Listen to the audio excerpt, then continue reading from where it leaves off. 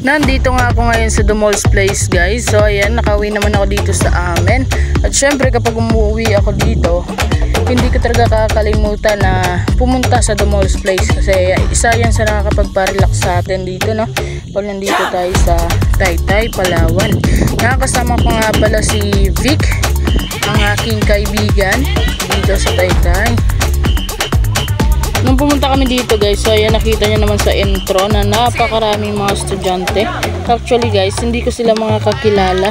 At sabi ko nga, isasali ko na lang sila sa ginagawa kong vlog. Ayan, nakakaingit kasi namimiss ko na yung mga kaibigan ko. Ganito rin sana kami, guys, no? Okay na. Kaya lang, may kanya-kanya na silang mga buhay at busy na. Pero may pagkakataon pa rin naman para sa mga ganitong klaseng bonding.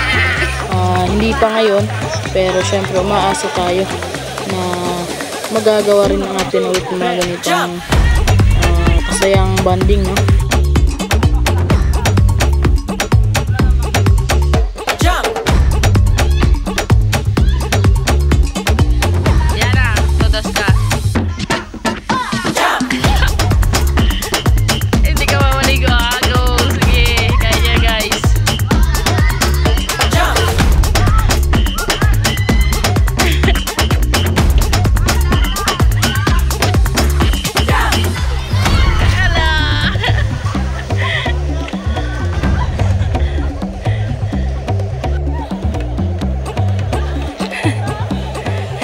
Punta na kayo dito sa Dumol's Place, guys. Napakagandang maligo ngayon dahil ang lalim ng tubig.